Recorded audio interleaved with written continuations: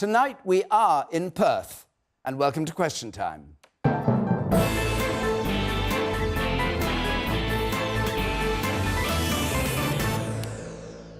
And with me here, a Conservative MP who's written a book on Margaret Thatcher and on the British Empire, campaigned for Brexit, currently Parliamentary Private Secretary to the Chancellor of the Exchequer, Kwasi Kwarteng, a former Minister of Health under Tony Blair, Minister for Europe under Gordon Brown. She went to the backbenches after Jeremy Corbyn became leader of the Labour Party, Caroline Flint. Kate Forbes, a member of the Scottish Parliament for the SNP since 2016, a trained accountant and a Gaelic speaker.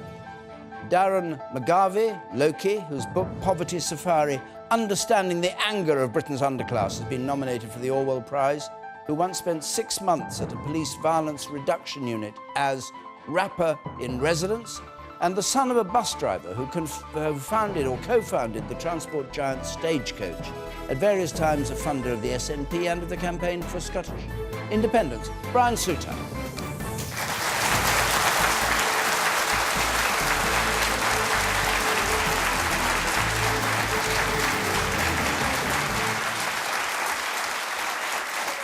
And just before we take our first question, a reminder that you can argue from home using the hashtag BBCQT on social media.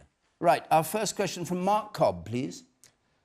When will Theresa May stop worrying about her relationship with the DUP and instead concern herself with the health and well-being of the women of Northern Ireland? The debate, of course, about abortion in Northern Ireland and the fact that it's the last part of the UK that doesn't have abortion.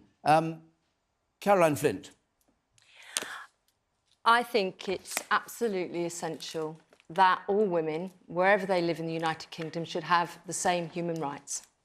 And it's completely unfair, and it's been brought into stark attention with the vote in the Republic of Ireland. How can we have a situation where women from Northern Ireland, who maybe live and work in Scotland or in England or Wales, can access abortion, but back in their hometown, they can't? It's not acceptable. And Theresa May, I think, has a responsibility. She calls herself a feminist. She says she stands up for equality.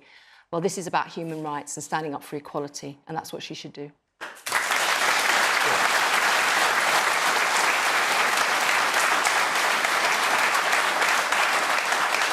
And when the abortion law was first brought in, it didn't apply to Northern Ireland, did it? Because they had Stormont and they decided not to do it. And why shouldn't that still apply, that it's up to Northern Ireland to decide? I think over many, many years now, including under the last Labour government, because of a whole number of issues to do with the Troubles in Northern Ireland, to do with the Good Friday Agreement, to do with what was happening in the Republic of Ireland, I think for many years we've actually fudged this issue.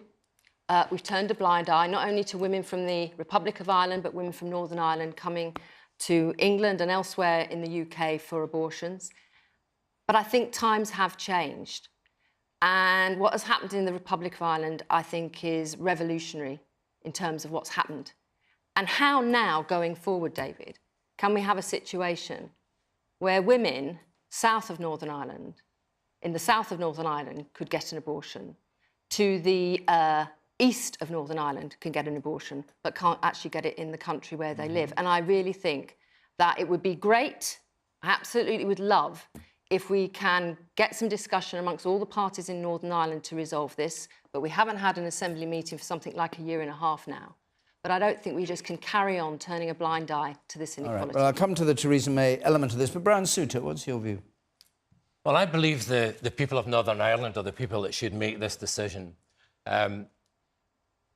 Abortion law is something that reflects the society that we live in. There are many different views about it. For me personally, I see life as being sacred. I see it as being every individual being a special gift. I think that life is very significant. But I do recognise that in a multicultural, secular society, people should have this choice.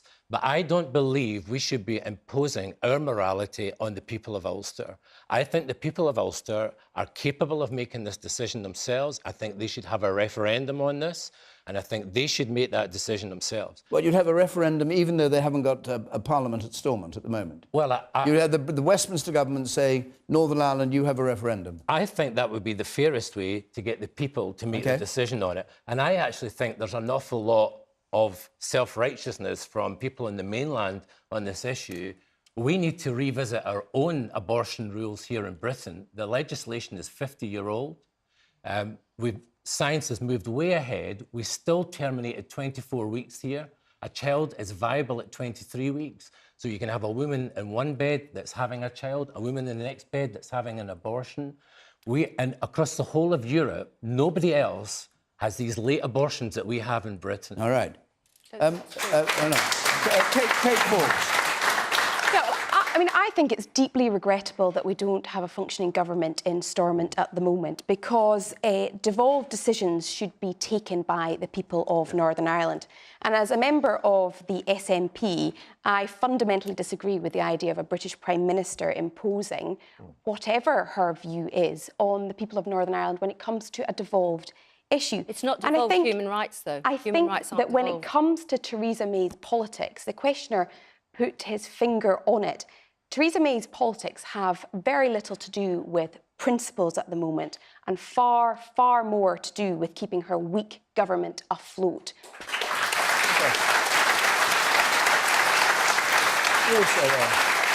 Let's hear from one of your members of the audience, then it comes to you, Kwasi. Yes. Yes, I totally agree with Brian Souter on what he has said about abortion. I think society has changed and we have become multicultural and more diverse, but I think abortion is fundamentally wrong. But that doesn't affect whether Northern Ireland should have a vote on it, or would you say they shouldn't have a vote because you're against it? I don't think it should have a vote, no. All right, so just close the issue down in your view? Yes. All right. We haven't heard from anyone. The woman there with spectacles on the right there, you. During the debate on the border between the North and South in Ireland due to Brexit, the DUP made it very clear that they did not want any special conditions for their province that were not applicable to the rest of the UK. That should apply on everything. All right, Kwasi Kwarteng. Well, in Scotland, we have had an experience of a devolved government. So there are certain things that the Westminster government does, and there are certain things that the government in Holyrood does, and that seems to be widely accepted.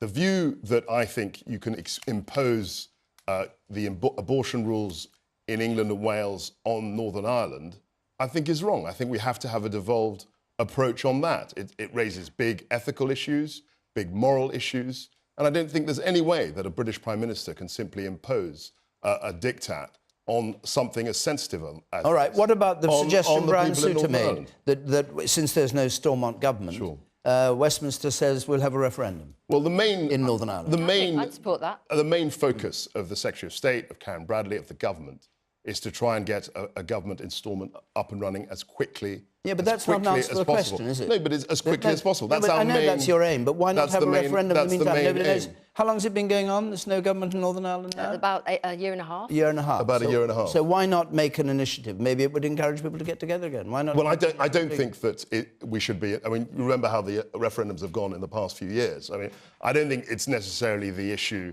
I don't think it's necessarily... Which referendums? Northern... Well, Ireland's referendum seemed to go to the satisfaction of the people of Northern Ireland? The referendum in the Republic We're talking about abortion. Yes. Was a success. We've had a lot of success, because you agree with what was decided. Well, it's regardless of what I agreed, it was a very decisive result. It was worked, 2 to 1. So why wouldn't the same thing work in Northern Ireland? It was 2 to 1. Yeah. I'm not saying that it wouldn't work in Northern Ireland, but I don't see the knee-jerk response to have a referendum whenever there's a difficult question. All right, Darren, is what I question. Your turn. I don't doubt that the ethical concern that people who want to restrict abortion have is genuine. But if one ethical concern is for consideration, then you have to consider all other ethical concerns too. And when you follow restrictive abortion laws to a logical conclusion, it crosses so many other ethical red lines that it begins to fall apart. One thing that I do find quite ironic about this, uncomfortably so, is that you have a lot of people on the right who are all about the sanctity of human life as long as it's a fetus, but have a lack of concern for the sort of society that waits for that child when it grows up. And what we know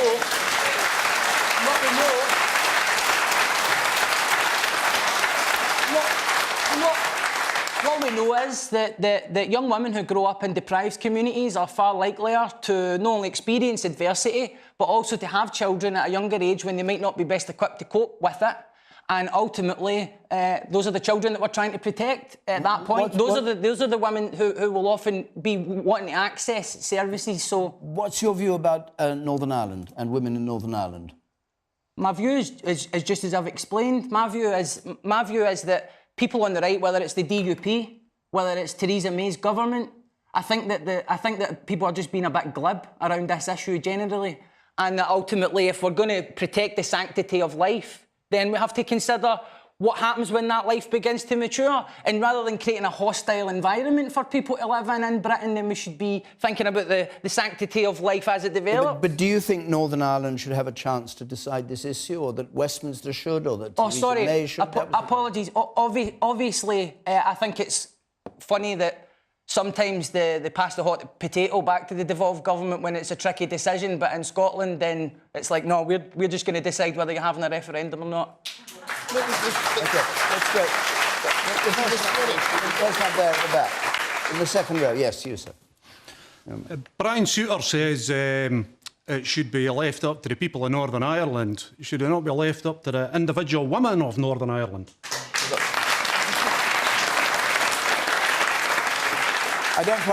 Yes, the woman here in the front. I disagree that it should be left up to the women of Northern Ireland. I think it should be left up to the individuals of Northern Ireland and not a government. It's not a government decision. But it's a legal decision, therefore it has to be taken... It's a legal decision, so therefore a referendum could be available to the people of Northern Ireland. They make the decision. You don't need a government to have a referendum. All right. Do you? The person there, you need a government to sanction a referendum. You can't just have a vote tomorrow morning, can you? I think... OK, you, yes. I think it's just important to remember that it's about women having choice over their own bodies. It's not about, like, we're talking about imposing things on the people of Northern Ireland here. It's about giving the people of Northern Ireland, the women of Northern Ireland, an actual chance to decide what they want to do with their own bodies. And right now, they don't have that chance. And how do you think they should be given it? I think there should be a referendum. I think people should be allowed to choose what they want, and Northern Ireland should have a chance to choose. Is the DUP the stumbling block to this? Well, look, I just think that, you know, any attempt to shut down this discussion is the wrong way forward. Yeah, and I absolutely agree with you. I absolutely agree with you. 100%. If there are women who do not want to have abortions and continue their pregnancy, they should be supported to do that. But women in Northern Ireland deserve the same human rights as women elsewhere in the UK. And we should not allow it. And I'm happy to have a discussion about a referendum in Northern Ireland. What I'm not happy about is shutting this debate down for another generation of women. One more point from you, sir. I am Northern Irish, and to be honest, this is one of the abortion reform is one of the least concerns of mine at home. As we've mentioned, we have had no government for a year and a half. That's one of the main reasons I've been living in Scotland for 5 years. I'm just sick of it at home. And it's clear from the responses here, and I know this is going to be a flavour of the month from those on the mainland. We never get the time or patience on the mainland. I think a lot of the effort should be put more on pressuring the parties at home to actually get back together. I don't disagree with exactly that either. He's exactly right, because that should be the main focus, is to get the government up and running. Right. And I think that this issue obviously has been promoted by the referendum in the Republic, but I think in a month or 2 months' time, people will be talking about other things. I think it's really important that we actually get a serious attempt to have some statesmanship, to use an old-fashioned word, and try and get a government up and running in Northern Ireland. All right, well, you've made that point. But we'll go on, because we've got a lot of questions tonight. Just before we go on to the next one, we're going to be in Reading next week, and the week after that in Carnarvon. And on the screen there now, you can see how to apply if you want to come to either of those editions of Question Time. You'd be extremely welcome. Andrew Wolfe, let's have your question, please. Is now the right time for a second independence referendum? Is now the right time for a second independence referendum, with the chaos of the Brexit talks in mind, presumably, with Scotland having voted to remain, yes? Is that what you're thinking about? Absolutely. I think, I mean, I know that there's a lot of perhaps ill feelings towards referendum at the minute, and there's been a big divide clearly between how Scotland voted, or a lot of Scotland voted, compared to other parts in the UK. There's a sort of chaotic feeling to how Brexit is proceeding, from my point of view, anyway. Not only in Scotland is it thought to be chaotic, it has to be said. Kate Forbes. Now is definitely the time to be talking about Scotland's future, about how we raise living standards, raise wages and see a bit more economic growth than we have been seeing. We are now 2 years since the Brexit vote, and we do not know what Scotland will look like after Brexit. The negotiations have been a shambles. Whether you voted leave or remain, I think there is general consensus that the negotiations have been embarrassing. People were promised things that still haven't materialised. Take farmers. I represent farming communities. Farmers do not know after the next election where their financial support is coming from. Take fishermen. Fishermen were promised that they would come out of the common fisheries policy with Brexit, and yet it looks like we're staying in for longer. So what about escaping all this by going for independence? Well, we face a choice at the moment between prosperity and growth or continuing to go down this route where we have burgeoning inequality, where we have the slowest economic growth in the developed world. But you're responsible for that. That's your government. Well, That's your government here. That's your government here. That's no. I said the slowest growth in the developed world, and by that, according to the OECD, is the United Kingdom has the slowest. So what growth. about going for a second independence referendum? Well, now is the time to be having the debate. Now is not the time to be talking about when that next referendum is. Now is the time to be talking about why we should have another referendum. Why won't you have one?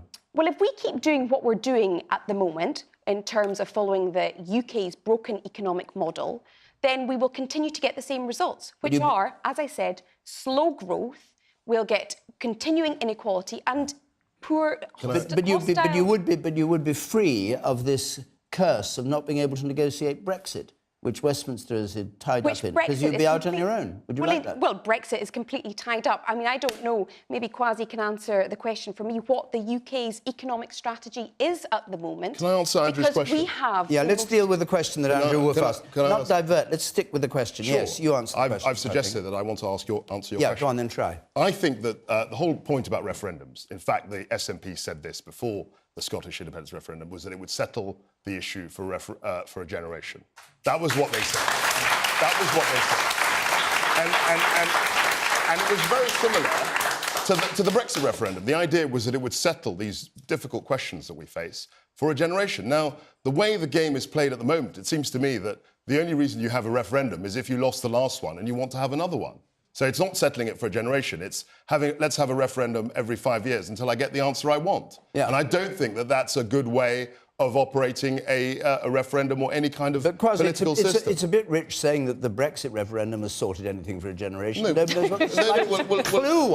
I would say you about... speak about it as though it decided something. Well, it decided one thing. It decided that we were going to leave the EU but nobody can say what that means, can they? On the 29th of March next year. And I think the debate has moved... Can you say what that means? If, for example, we had voted to stay in the EU, we'd be talking about all sorts of different things, much like you are in Scotland.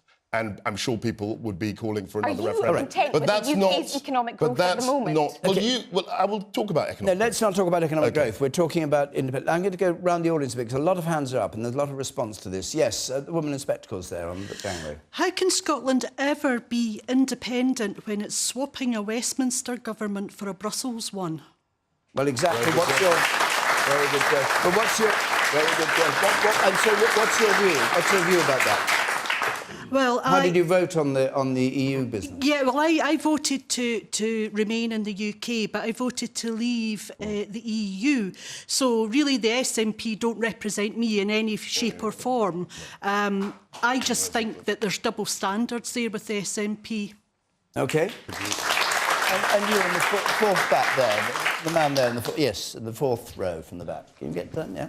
I think it's fair enough for Scotland to have the right to another independence referendum with the change of circumstance of Brexit, but I think it's a little bit silly for us to be having it in the middle of the EU negotiations. It's kind of undermining our country's efforts, our current country, the UK. So, I see. Well, so you wait to see what emerges and then have another independence referendum. If the people want it, fair enough. All right, and the person two rows down. Yes, you. I'm just curious as to what the SNP's long-term future would be if we were to become independent in regards to Europe. Would there be any guarantee that we could actually remain in the EU? Let's try Brian Souter on that, because he was a SNP supporter. I don't know whether you still are. Yes, I am, just for the record. I think it's really important to keep the independence issue alive. I don't personally believe that now is the time for another referendum, partly because, you know, we don't have visibility on what's happening with Brexit. And actually, we need to present a really clear vision to the Scottish people of what an independent Scotland would actually look like. We don't have a clear vision from London of what an independent UK is going to look like. That's part of the problem we have just now, right? But if you're watching this programme and you live in Northampton, you've got a choice at the next election by electing the Tories again with the chaos and all the division that we see. They can hardly form a functional government at the moment. Or you can vote for Jeremy Corbyn and John McDonnell and get in a time capsule and go back to the winter of our discontent. In Scotland, we want to keep the third option alive. It's important that we keep the prospect of a referendum independence before us, but I don't believe the timing is right at this point in time. Darren. We'll hear from Darren, then I'll come to more members of the audience. I think that the growth report that's been published in the last few days, which has been hotly contested, performs a number of functions. Just to explain for English viewers, this was about Scottish growth and the Scottish economy. Yes, that's right. Yes. I forgot that this isn't news down in England, isn't it? No, it's not. I'm not sure how much news it was in Scotland, actually. No, that's fine. No problem. So it performs a number. It performs a number of functions politically. First of all, it buys a bit of time. So we can kind of park the idea of a referendum and go back to this discussion of hypothesising about when it might happen and what sort of route we would take. So that keeps the yes movement kind of happy in some way. But also what it does is that it sort of, for the first time in a while, since I remember at least, and maybe some of you will disagree with me, and I commend it for this as much as I don't agree with some of the conclusions, it's moved the debate around our constitutional future into some kind of agreed reality, where people on both sides of the constitutional debate, whatever they think, whether we should be independent, whether we should remain in the UK, they're beginning to sort of understand that the SNP have come forward with something that's at least a bit more credible than the white paper. Now, where obviously I differ from it, or rather, where I'm just kind of going through a period of trying to reconcile my expectations with the hard political reality. But what are your expectations about independence? And what you were against Brexit, weren't you? You wanted to remain in the EU. Yeah, I voted Remain. And you voted to leave the UK. Yes. And so where do you stand now? Just to put it simply for people south of the border. I believe in independence because I believe in taking responsibility.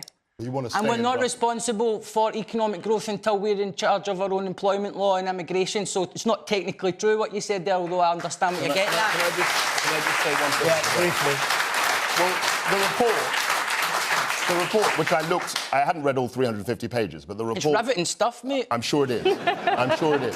But the report suggested that Scotland would have to make public expenditure reductions. Well, that's not true. And also keep the pound. I think that was one of the lines I read. Okay, but keep the pound. Yeah, and you wouldn't have that independence. Right. The woman with, I was going to say white, blonde. No, I got white hair. Yes, white. you. Yes, it's white. Is it good? Yes. Like mine. Yes. I'm mature. Yes, good.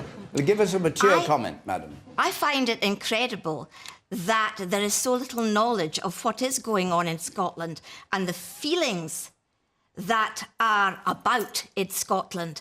Don't judge Perth as an example, because Perth is quite Tory. But Scotland is quite angry in the way that we are being ignored in the Brexit negotiations. Our government that we voted for is being ignored and sidelined and treated as if they were non-entities. And what would you think should be happening? Well, for instance, we voted 2/3 to remain in the EU, and we were lumped together as this country, Britain. We are not a country. We are countries, and we should be respected as separate individual countries with our own views. So going back, sorry, no, this paper that's come out hang on a second. is a consultative paper. We will be discussing it, whether to keep the pound. And it's a Scottish pound, as well as an English pound. But would you have an... I get very annoyed with Tory... So you do. But nevertheless... But your fury is very mature too. I can see it. But it's been festering for a few years. Well, here you are able to let rip. But do you want a vote on independence as soon as possible so you can decide all these things yourself? Is that what you're saying? We won't have it as soon as possible. It might be set at the end of this year. No, but do you want it? Do you want it? I would like it. I know what I would vote. And to be honest, surely it's every country's right to self-determination. If I asked every panellist that question, I bet they would say yes, but not Scotland. OK. The man there on the right, and then come to you, Caroline. Yes? I'm afraid that the equivocation in Kate Forbes' response gets to the heart of the problem for me. I voted for independence in 2014, and I think it's fine that we can have these debates, but it becomes a sort of perpetual conversation that gets nowhere. I think... Where did you vote on Europe, on Brexit? To remain in the EU. Yeah. The problem for me, I think, is that when we had the Westminster general election last year, the SNP was extremely quiet on independence. They didn't want to talk about it. I think, respectfully, I would suggest that some conviction would not go amiss. Take a view on it. If you want to have independence, then have the referendum. But we can't just keep continually going on and on and on. All right. Caroline Flint. Well, it is complicated, there's no doubt about it, the place we find ourselves in terms of leaving the European Union. But that's 40 years of membership of something, 300 years of the Union, and I think is showing how difficult it is. And we owe a debt of gratitude to Kate and those who sat on the Growth Commission, because they've laid bare, in a very meaningful and candid way, what it would be like in terms of the Scottish economy if Scotland became independent. It would be tied in for at least a decade to the pound. And what that means is the Bank of England will set monetary policy for Scotland for another 10 years, mandated by a Westminster Chancellor of the Exchequer. It goes into a lot of detail about the deficit that would be emerging. Deficit on the same level of Greece. Well, at least they've been honest and they've got a plan that's more than Labour's got. You talked about a vision, Brian, but what we're talking about here is a vision of 10 years or more of more cuts, and a problem for the Scottish economy, recognised by Kate and those others in what they've said in this report, that the Scottish economy would be weakened if it became independent. You were a great supporter of Remain, like Scotland. What would you say to a country like Scotland that votes Remain and finds itself attached to a country that wants to leave? Well, the problem is, and you know, I respect passion in politics, and I respect forthright views. But even if it had been the case that we'd somehow been able to disentangle our relationship together, Scotland would not have been allowed to remain a member of the EU. It wouldn't, because the treaties that bind us all together. And there's no guarantee, if you look at other countries like Spain and elsewhere that have their own issues in terms of nationalism, that Scotland would have been permitted re-entry into the EU in any time soon. Let's hear the voice of youth. You, sir. Surely the EU should be treated differently from the UK here, though, because the EU is a union of independent countries, whereas the UK is not. And surely that means that Scotland is in a far better position to decide if it benefits us or not out of the UK but in the EU, whereas the reverse isn't true. Brian Souter, you agree with him? I struggle to follow the point, if I'm being honest. You can try it again. What I mean is that if we have independence but we're in the EU, we can leave as we choose, and it's a body of independent countries working together, whereas in the UK, that's not really how it works. I agree. I mean, for me, I think there's also another option here for Scotland. For me, I think that the Swiss model is much more attractive than being part of the European Union. And I don't want to just... I was one of the people that voted for independence and voted to come out of Europe. And that's because I want to be really independent. I don't want to be giving my sovereignty to Brussels. I want to be a truly independent country. I want us to be modelled like Switzerland, where we're really in control of our own affairs. There's so many There are so many hands up. I can't go to everybody. We've got a lot of questions. The man in spectacles up there who looks particularly eager to get in. I'll go to you, and I won't be able to take many more points on this question. Yes. Surely, though, if when we become an independent country, we can have a referendum about what sort of relationship we want with the EU. And further on to the point about do we want an independence referendum now, the First Minister never said that. She said she will look at the timing of another independence referendum once the terms of Brexit are clear, and the earliest possible opportunity that could be is autumn of this year, and the latest is spring of next year. So I don't think it's going to be happening anytime soon. But forget what is said by the First Minister. What's your view? How do you think you get out of this jam? Well, I think definitely we need to know what the Britain that we would be staying in, if we chose to stay in Britain, would look like. What sort of relationship we would have with the EU, what sort of investment would come to us, which would plug the gaps that Well, according to the report from Kate, according to the report from Kate, you'll be giving £5 billion a year to the rest of the UK. Yes, I have gone through the report, actually. £5 billion a year you'll be paying to Caroline has Westminster. talked about cuts.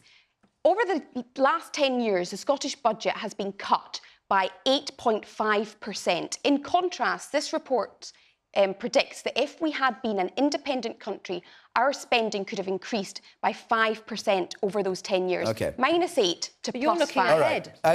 You're looking ahead. The lady here, I don't want to get bogged down in these percentages for a report that most of Scotland hasn't read, let alone England. Yes. I think we need to respect democracy. The fact is that Scotland voted to remain part of the UK, and the UK has voted for Brexit. And that is the democratic process that we have to follow. You know, I voted to remain in the UK, and I voted to remain in the EU. So, you know, one went the way that I was hoping. Confused. No, but you just say you've just got to lump it, really. Well, I think we've got to respect that that's the democratic process of this country. All right. Much more to be said about that, but we have got many more questions, and I'd like to go on. Apologies to those of you who wanted to speak on that. But let's hear from Claire Davidson, please. Women in the boardroom, are we asking the wrong question?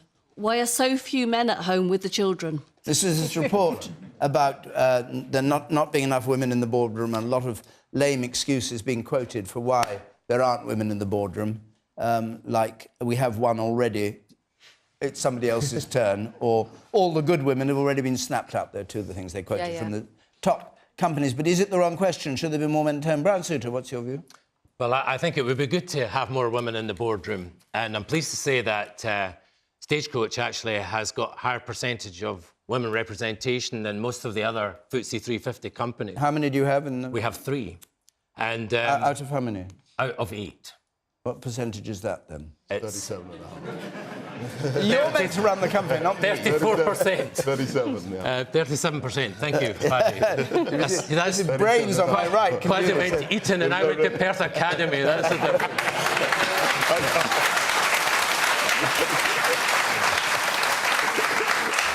But what's really important in this is that we don't end up appointing women into the boardroom just to keep up and have quotas or whatever. I mean, that just doesn't work. What we want is we want to have true equality where people come forward and we take them on the board because of their qualifications. That's what we have in our company. And we have, you know, I find this really strange, this equality argument, because when I started work as a bus conductor, there was a lot of bus conductresses, and let me tell you, they were equal with everyone else in the workforce. Believe me, they were matriarchs, and we respected them. And I think this is the whole thing about equality is we've got to have respect, and we've got to be in situations where we're in relationships of equals. And I think as long as it's a relationship of equals, and it's a meritocracy, and we're taking the best people, the more women we have, but it would seem to me, I mean, go to Claire Davidson, but it seems to me the question she's actually asking is that maybe we should rebalance society so that there are an equal number of men and women wanting to go into industry, wanting to be on businesses like yours, not women feeling they have to stay at home and men going out and being the breadwinners insofar as they are. I mean, is that what, Claire, where are you? Claire, was that your view? I think my view is we're not really valuing parenthood. We're valuing women being on boards, but we're not valuing parents being at home with their children. We've got a different slant on things. OK, so Darren McGarvey. I think that's right. I mean, I think sometimes we can focus the discussion on various types of equality in very privileged pockets of society. I mean, when you're focusing on not to take anything away from the cause of gender equality at the very top in the boardrooms or at the BBC and equal pay and all of that, but there are women dotted all across the map in society, and until we actually focus on education and where the inequalities exist there, thus empowering people to come forward and put themselves into positions where actually they're getting there on merit, then I think that we'll continue to just replicate the problems that the sort of class-based society in the UK generally does. Kate Forbes. Yeah. I think the nub of this issue is equal opportunity for both sexes, no matter what they want to do in life. And if a mum or a dad wants to look after kids, then that's fine, and they should not be judged and there should not be a stigma attached. On the flip side, if a woman or a man wants to be in the boardroom, but our figures at the moment in terms of the number of women in the boardroom indicate that merit alone does not seem to be working because women are not given the same opportunities. Equally able, equally capable, but not given the same opportunities. What about men not being at home with the children? Do you think they're not given the opportunity by society to do that? Well, I think opportunity is an interesting word because it's not just giving people access, but it's also saying it's okay. And actually, the more dads that spend time with their kids, the better, happier, and probably more well-rounded their kids will be. But do you think the balance is wrong? I think that it's... I do think that there should be more opportunity for dads to stay home. I think society should allow dads to stay at home. In the second row there. Yes, this is a debate that's been going on for many years of who's looking after the kids and women should be at work. But it always comes back to is always have to be some, and the men are doing this, and we're not working hard enough to say women don't need to be at home, they can go out to work.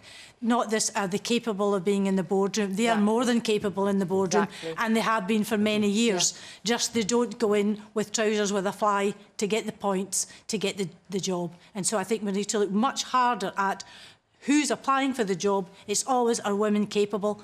No, seems to be the case. They're very capable, more than capable than men. So I would let them into the boardroom very quickly. And in the third row from the back, the woman in the middle there, yes.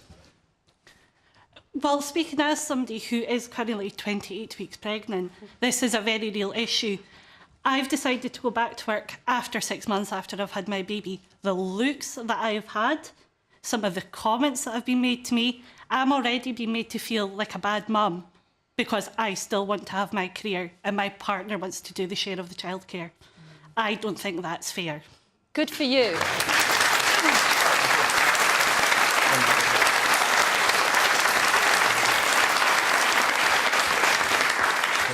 Look, I think most parents want the opportunity to be the best parents they can be. And some people have different choices to others, but there is no doubt about it. And you've just spoken so well to illustrate this. The pressure so often on women is still different to men. And that's not just looking after the children, it's doing the housework as well. And when it comes to work, because there is a pay gap, I think often what happens in families is often the man is getting paid more, and as a result, there's an economic choice, and usually women lose out on that. But listening to the comments today, we've all got to realise something. White, middle-aged men have better talents than the rest of us. Basically, they can solve complex problems, they understand the board environment, and for goodness sake, they don't have periods, they don't have the menopause, so they must be the best people to be in this board. I think it's ridiculous what has been heard today, and I actually support the government minister calling this out for what it is. Absolute sexism and old-fashioned bigotry, quite frankly. Can I just say... Can I just say that... So there are two things going on. I think that if you compare where we are today to 20 years ago, I think there's been massive improvement. You were talking about fathers looking after kids. We have paternity leave. 20 years ago, people would have laughed at that. They would have laughed. But we have that now. But I agree with Caroline in this one sense. The comments that I read today in the papers that some of these boardroom figures came up with were extraordinary. I mean, they were saying, oh, well, all the good women have snapped up and then women have babies, all this kind of thing. And that's what was really troubling, I think, the government, because we know that the numbers aren't equal. We know that there's a road to travel. But the attitudes that were revealed by those comments are deeply concerning. And I think the government will be looking at this.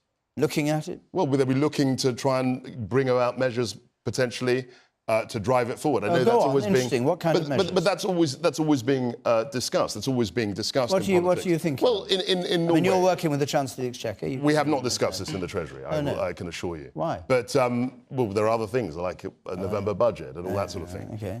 But the political discussion has always mentioned the fact that in Norway, other Scandinavian countries, they have a quota in terms of having women on the boardroom. Now, personally, I think that that's something that I wouldn't necessarily recommend because I don't believe in quotas. But something like this will definitely be discussed. Why don't you believe in quotas? Well, because I think that things should happen organically. I mean, we've had this. The day that women can be as mediocre as some of these men will have true equality. I mean, that's the truth of it, that we are judged by a different standard. We've had this debate. We've had it with regard to ethnic minority representation. We've had it to do with gender equality. And I don't think that quotas are necessarily the best way. Take one more point from the man over there, and then we'll take another question. We're talking a lot here, and a lot of the focus is on getting people back into work and out, and you know, if they've got children, making sure that both the women and the men are working and things like that. But if I go back to the original question, part of the original question was about why are so few men at home with the children? Why are so few men at home? And then you said things have improved over the last 20 years. Well, if you go back and look, what you used to have was, regardless of the gender of which parent was working, you could have one parent working and earning enough money to support the family at home with someone else raising the kids. But you can't have that now. You need two parents working. So you have to provide the infrastructure You're saying that's no longer possible? No, I don't think it's possible for one person, unless they're in a very, very high-paid job, to be able to support the other parent raising the kids. Fair point. Let's go on. Nicola Ferry, can we have your question? Nicola Ferry. Is there a better way of tackling alcohol addiction than raising prices? Than raising prices. And Scotland this month increased the minimum price of alcohol to 50 pence a unit, put up the price of cider to £7.50, very much steeper than it was before, as a way of tackling alcohol addiction. Darren McGarvey. I had a feeling I was going to get that question. Why was that? It's OK, don't worry about it. I've got a great answer for you. I've got a great Chose you at random. So, yeah, totally. So, anyway, everybody must be choosing me at random. The minimum pricing is something that I supported. I supported it because I've experience of alcoholism, I've experience of living in those conditions, and the threat of financial ruin and just the kind of tally of the money that I was spending on it is one of many factors that does force some people to consider the cost of alcohol in their life. If you think about minimum pricing, it exerts an additional drag force over some drinkers. So, like someone who's driving down the street in a car, it's not just their foot in the pedal that stops the car, it's the friction of the road on the tyres, it's the red light, it's the social stigma attached to getting points in your licence. And so this is an additional force that may correct or rehabilitate some people's behaviour. Now, what we need to consider is the fact that it may not make a massive difference to some people's lives, but even just moderate reductions in the amount that people consume, even just drinking 2 pints less a month, they really begin to stack up culturally. Now, does minimum pricing solve all of the problems around alcoholism? Absolutely not. And the Scottish Government have assured us that it's part of a raft of measures. So I think now we really need to be asking them, OK, what are we doing to tackle child poverty? What are we doing to tackle the conditions of stress that give rise to addiction and alcoholism and dysfunction in the first place? So that would be your better... would that be your better way or just an additional way? It's just an additional way. I recognise it's a bit of a more politically easy, short-term solution to do this now. But ultimately, you're going to have to not just look at the current drinking culture, but minimum pricing kind of does address as well that children growing up in this culture now, their attitudes to alcohol might be different if the cost is different. Caroline Flynn.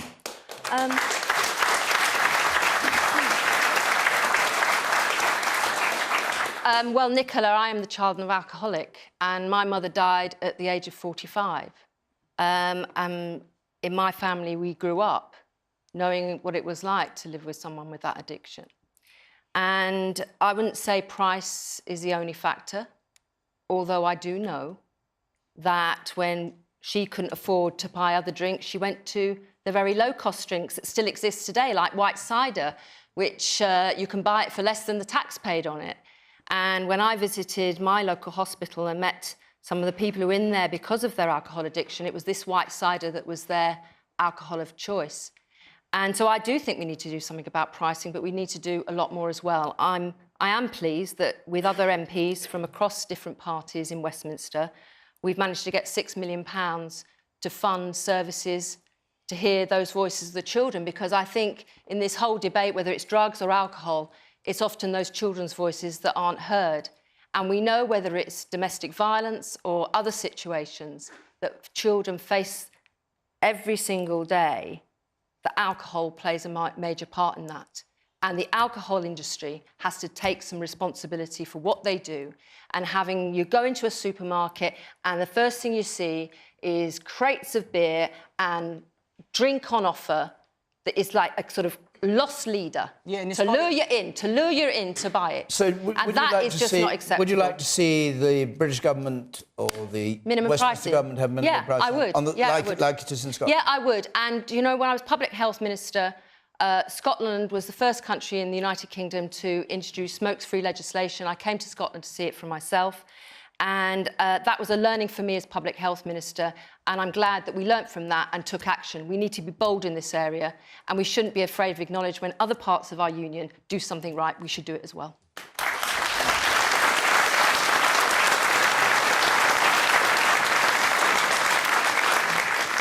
In the largely working class community that I live in, I see alcoholism on a daily basis. If I'm walking the dog, I'll see bottles along the path. If I go to the shops, I'll see alcoholics buying the drink.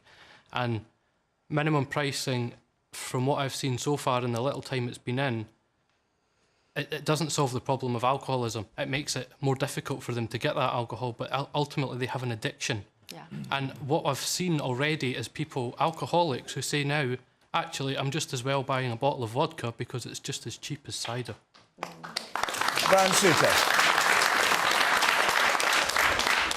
Yeah, I agree with the previous speakers on the panel, and I think that all of us that live in Scotland have had our lives touched by the alcoholism problem in the way that you had as well, Caroline. So I'd certainly agree that we have to do something about this.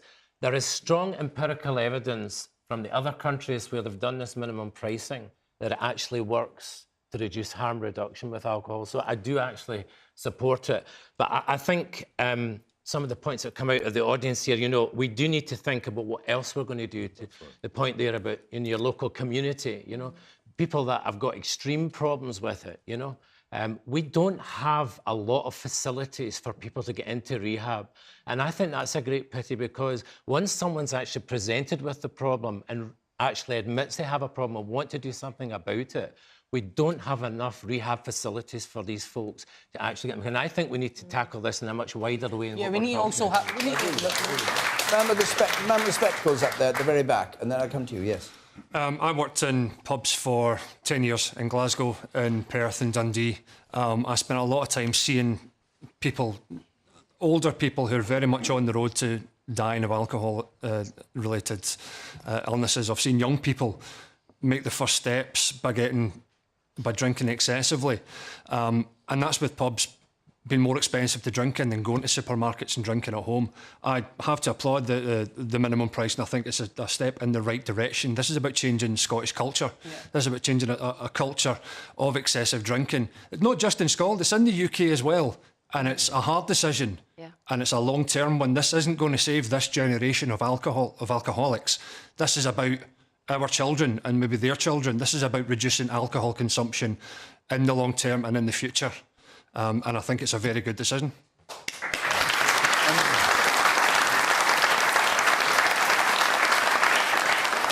I don't agree with that at all. I think it's the SNP for being a supposed left-wing, left-of-centre party. They've stolen the jacket off the poor man's back by doing this, and it's money should have been put into NHS to treat the alcoholics, not this. We were sold the lie that this was targeted at problem drinkers, but it's hit everybody, well, apart from the rich. but it's hit the poor drinker like myself that maybe likes a wee tipple at the weekend. And it's the price has gone up 25, because don't listen to what they'll tell you the price has gone up. In the real world, the price has gone up 25%. Kate Forbes, you better answer that one. Yeah. Before this policy was introduced, you could drink your weekly recommended limit for as little as £2.52 a week. Can you answer his point? That specific point. The gentleman... £15. Yeah. Used to be able, 3 weeks ago, you could walk the streets of Perth, go and get a lost leader, a decent bottle, a decent litre of whiskey for £15. It's now 20. And the question for all of us is, are we going to tackle... the Buckfast isn't any more expensive. Are we going to tackle Scotland's problem with alcohol, or are we going to ignore it? You mentioned that we should be putting money into our NHS. Well, I think we should be looking at how we prevent these problems from developing rather than just dealing with the symptoms. And when it comes to minimum unit pricing, it's not a policy in isolation that will solve all the difficulties Scotland has with alcohol misuse, but it's one very important policy. There is a clear link between the price of alcohol and alcohol misuse. And in Scotland, it touches personal lives, it touches families, but in terms of the deaths every year that are linked to alcohol misuse and the pressure on our A&E, the pressure on hospital admissions, it is not a problem that we can go on ignoring. So he has to just put up with paying 25% more, if that's the figure? Yes, he does. He does. Sorry, pal, but you do. Because... a fiver. Come on, man. I know politicians have got to have a kind of practice reverence for the audience and all that, but I'm one of you, so I don't. For me, then, if you look at the cost-benefit analysis for the NHS, which you're saying the money should have been put into, then you're talking tens to hundreds of millions over the span of 10 years, with people not presenting drunk, people not turning up with their faces slashed, and every single person who doesn't turn up at a hospital with some sort of injury or problem, that's also having a ripple effect in the lives of their children and in their community, and all of these things begin to accumulate. We hope. No, but there's nowhere else to compare it to, because this is something that, commendably so, the Scottish Government has decided to try when there's not a lot of examples of anyone doing it, so we're the first to do it. So if you look at I urge everybody out there to look at some of the research conducted by the University of Bristol, and it makes for striking reading. Now, I recognise there is a nanny state issue, and I think that's a legitimate concern for people to have. But what I also know is alcoholism's a very subtle thing, and a lot of people drink more than they think they drink, because we all are in denial about these things. And actually, a lot of people, what you'll hear them saying is, this isn't going to do anything to stop real Jake balls, but it's costing me a lot of money. OK. And it's like... All right, you made the point. Thank you.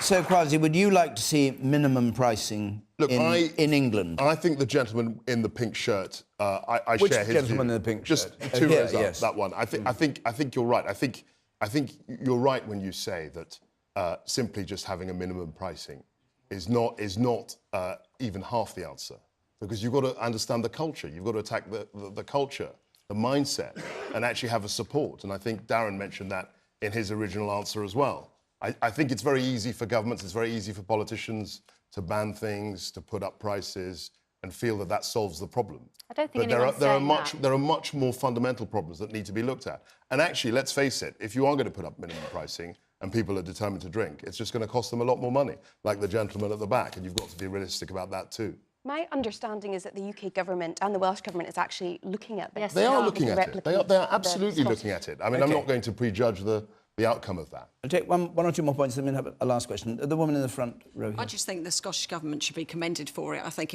you're being proactive as opposed to being reactive, and I disagree with the gentleman at the back. I think it's a really good policy. Okay. So and well you, done. sir, you've had your hand up. You've had your hand up for every question, so you answer this one, not the other five. I think to deal with alcoholism, we have to look at education first. Yes. Education is the most important thing. The SNP have failed Scotland in their education. The education has gone right downhill. Look after the day job, stop worrying about independence, and educate the children on the ways of living a better life. Okay. Well, okay.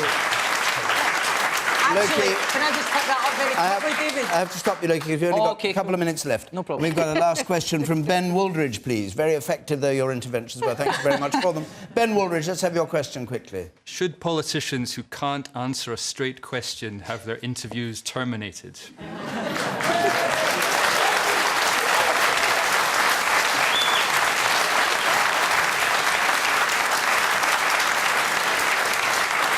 I think that you've answered the question. But this was, of course, because Richard Madeley on television was interviewing the Secretary of State for Defence, Gavin Williamson, who'd said that Russia should go away and shut up. And he asked whether he felt that was the right thing to say, and he refused to answer it. And in the end, Richard Madeley said, right, interview terminated. So, I'm sure you will never avoid a question. What do you think? What was the question? Sorry. Yes. I got the question. You did? Yeah, I think politicians should have to answer the question, or should answer the question, as directly as they can. I think the audience and people who listen in on programmes are too sophisticated now to let people get away with not answering the question. Oh, you mean you could get away with it before you can't? I think a long time ago, politicians were practised at answering questions that they wanted to be asked, and not actually answering the question in front of them. It's the most common thing said by audiences of Question Time, to me, for instance. Why can't you get them to answer the question? As though you were, you know, all politicians were determinedly not answering questions. Well, I've just answered the question, and I agree with it. I think we should answer them very directly. Sorry I wasn't clearer. Caroline Flynn. Yeah, I mean, you know, those torturous interviews, was it Jeremy Paxman with Michael Howard years ago, 14 times asking the same question? I mean, you know, it's unbearable listening to it. And I hope tonight... He said he did that because he couldn't think of anything else to ask. Oh, well, that might be the other reason. That might be the other reason. But actually, I think, you know, actually just terminating discussion is not a bad thing to do, and the public will make their own mind up about that. I hope tonight we've tried to answer the questions in a straight way for you all. Yeah, go on. What do you think? Yeah, I think if politicians were just honest and straightforward, then... What do you mean by honest, though? This is always the issue, isn't it? Well, if they just said how they feel and said the truth sometimes, and not try to sort of tiptoe around issues. Kate Forbes? Yeah, I think people value realism and realistic analysis of what's going on and the honest truth.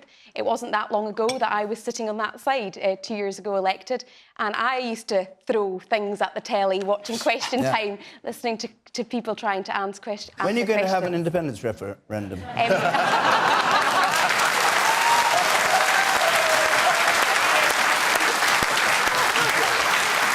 OK, we're almost out of time. Branson, very briefly. And the honest answer to that is we don't know. OK, OK, very briefly. I think I sympathise with politicians because, and I don't mean that in a glib sense, but I think it speaks to the kind of superficially constructed relationship that the electorate has with their elected leaders. If a politician could sit down and go, look, some of the pressures on me, I've actually not been able to say what I think of this, we've got these political problems, my boss will kill me if I actually say that, then it would be nice to just humanise that in a moment, because I think people would actually be a bit more sympathetic and would have a bit more of a mature politics. OK, we've got to stop. I'm sorry. Sorry, Brian. We have to stop because our hour's up, as ever. Next Thursday, we're going to be in Reading with Question Time, and we've got the co-founder of the fruit smoothie company Innocent with us, Richard Reed, and indeed we have Richard Madeley. Oh. Who will have to answer the questions or have his appearance terminated. The week after that, we're going to be in Carnarvon, and that's the week after next. So if you want to come to either of those two programmes, Reading and Carnarvon, 0330 123 9988, or you can go to our website, the address is there. If you want to discuss the things we have been fascinatingly discussing here, it goes on BBC 5 Live, Radio 5 Live with Adrian Chiles, Question Time Extra Time. You can actually watch it on the telly as well if you push the red button. But my thanks to our panel here, to all of you who came to Perth this evening to take part in this edition of Question Time. Until next Thursday, good night.